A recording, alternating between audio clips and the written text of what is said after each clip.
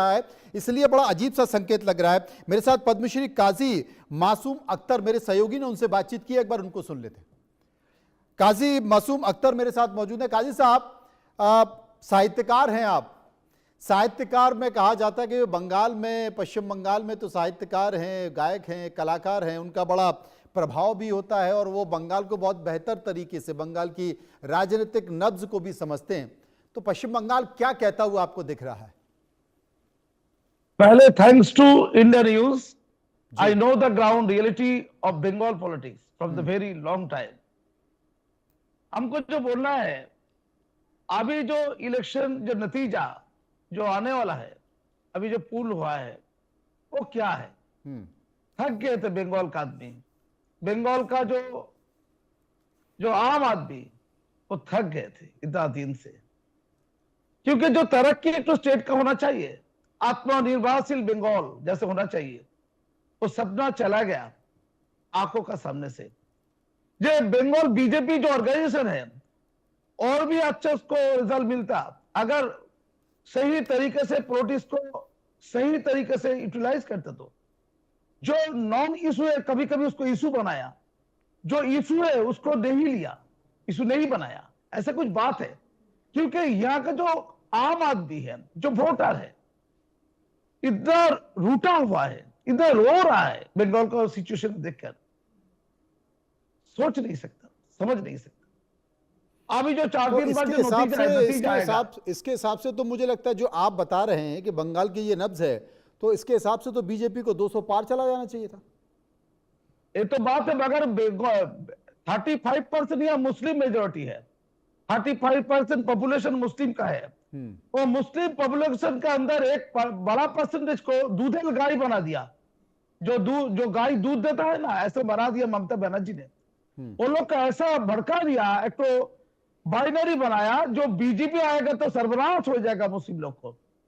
ये यहाँ का मुस्लिम बैकवर्ड है पूरा इंडिया में, जितना सारे मुस्लिम है, एज पर सच कमिटी रिपोर्ट, पूरा इंडिया में जितना सारे मुस्लिम है, वो लोग का social status, economical status, education जो स्टेटस है, उसका अनुसार सबसे पिछड़ा वर्ग है बंगाल का मुस्लिम, बंगाली मुस्लिम है, एज पर सच कमिटी का रिपोर्ट। तो ये जो मुस्लिम है, ये मुस्लिम को भड़काया, मिसगाइड किया। ममता बनर्जी का एक तरीका आता है कैसे मुस्लिम लोग को मिसगाइड करना पड़ता, कैसे इसका ये लोग का इमोशन को, रिलीजियस इमोशन को लेकर खिलवाड़ कर सकता। मैं समझ गया, मैं यही जानना चाहता था। बहुत बहुत शुक्रिया आपका करूंगा, बहुत बहुत शुक्रिया आपका करूंगा। बहुत कई सारे महत्वपूर्ण विषयों पर आपने नजर डालने की कोशिश की। राहुल लाल मेरे साथ मौजूद हैं। राहुल, जिस तरीके से आंकड़े आ रहे हैं, ये तो बीच का मामला लग रहा है, और अजीत मेंदोला कह रहे हैं कि जिस तरीके से पोलिंग हुई है, लोगों में उत्साह दिखाई है, देश भर के तमाम जो पश्चिम बंगाल के लोग देश भर के दूसरे राज्यों में हैं, वो 20,000 25,000 का टिकट करा के सिर्फ वोट डालने आए हैं कि भाई हम वोट डालने। हालांकि किसी का कहना है कि मैं बंगाल को बदलते हुए देखना चाहता हूं, कोई ये कह रहा है कि नहीं साहब, SIR का बहुत डर है कि अगर मैंने इस बार वोट नहीं दिया तो मेरा नाम कट जाएगा। ये भी चीजें हैं। लेकिन यहां पर अगर इतना पोल हुआ है और लोग इस उम्मीद के साथ वोट कर रहे हैं, तो मुझे लगता है खेल या तो इधर होना चाहिए, उधर होना चाहिए। लेकिन ये जो एग्जिट पोल हैं, ये तो कहानी कुछ और ही बयां कर रहे हैं। देखिए, एग्जिट पोल के ऊपर दबाव है कि वो बहुत ज्यादा गलत ना हो, सही हो या बहुत ज्यादा गलत होने का ना दबाव। एग्जिट पोल कंपनी इस बात की चिंता करती हैं क्या? क्योंकि बहुत से लोग करते हैं कि वो दबाव में भी काम कर रही है, जैसा कि अभी सौगत राय भी कह रहे थे। देखिए, मैं तो एक ही चीज कहूंगा, देखिए इस पूरे प्रकरण में, क्योंकि जिस तरह से वहां पे 93% का वोटिंग होना कोई सामान्य चीज नहीं है, एक बहुत ही असामान्य चीज है।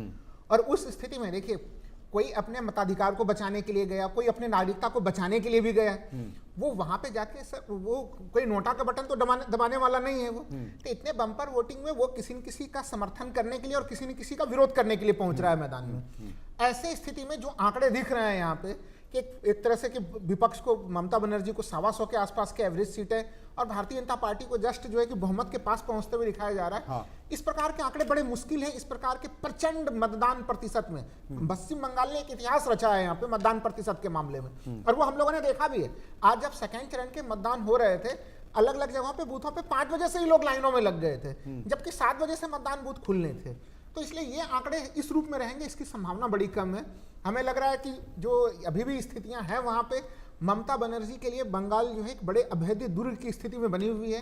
क्योंकि देखिए उनकी पूरी रणनीति क्या रही, अगर उनकी रणनीति को देखें तो भारतीय जनता पार्टी का जो बहुत ज्यादा जो प्रभावशील वाला जगह रहा था, उत्तर बंगाल जो उनका गढ़ रहा था उनका, उन जगहों पे एक तरह से सेंधमारी की कोशिश थी। चाहे जो दार्जिलिंग के क्षेत्र में या दूसरे अन्य क्षेत्रों में जो बीजेपी परंपरागत तौर पे जीतती हुई रही है बहुत लंबे अरसे से, चंद्रवंशी वोटर्स जो भारतीय जनता पार्टी के बिल्कुल परंपरागत किस्म के वोटर होते थे, वहां पे सेंधमारी है। मतवा समुदाय के लोगों के बीच में टीएमसी की तरफ से सेंधमारी की कोशिशें हैं। हालांकि उसके स्थान पे भारतीय जनता पार्टी ने भी कोशिश की है कि दक्षिण बंगाल जो टीएमसी का बिल्कुल गढ़ है वो वहां पे सेंधमारी करे, उस जगह पे कुछ वोटों को जो आज वाले चरण में जहां पे चुनाव हुए उस जगह पे भारतीय जनता पार्टी कैसे अपना प्रेजेंस दिखाए। लेकिन इस पूरे प्रकरण के बीच में बिल्कुल ये कह लेना कि भारतीय जनता पार्टी आसानी से जो है कि वहां पे चुनाव जीत रही है और तृणमूल कांग्रेस जो है कि सत्ता से बाहर हो रही है। क्योंकि देखिए अभी भी आज भी जो हम लोग आंकड़े देख रहे हैं कि कम से कम 37 लाख लोगों ने जो है कि अलग अलग अपील ट्रिब्यूनल्स में जो है कि आवेदन किए थे वहां पे, उसमें से 1600 जो है कि आज कल भी देर रात जो है कि चुनाव आयोग ने जो है कि 1400 लगभग उम्मीदवारों की और सूची जारी की वहां पे। बिहार में एसआईआर चुनावी मुद्दा नहीं बना था, लेकिन पश्चिम बंगाल में एसआईआर की प्रक्रिया जितनी दुरूह गति से हुई, जिस तरह से वहां पे ये प्रक्रिया काफी कठिन ढंग से जो है कि संपन्न हुई, उसमें कहीं न कहीं ये एक चुनावी मामला खुद ही बना है। बिहार में मैं समझ गया, मैं चर्चा करूंगा, बंगाल की भी चर्चा करूंगा, लेकिन पुडुचेरी बुरा मान जाएगा, उसके जो एग्जिट पोल बुरा मान जाएंगे। बोले बंगाल की चर्चा हो रही है, असम की चर्चा हो रही है, अरे हम भी एक राज्य है, ठीक है, छोटे हैं तो क्या सही। तो मैं आपको बता दूं कि एक्सिस माय इंडिया का जो अनुमान है पुडुचेरी को लेकर, उसमें बीजेपी गठबंधन को 16 से 20 सीटें मिल रही हैं, कांग्रेस गठबंधन को 6 से 8 सीटें मिल रही हैं और अन्य के खाते में 3 से 7 सीटें मिलती जा रही हैं।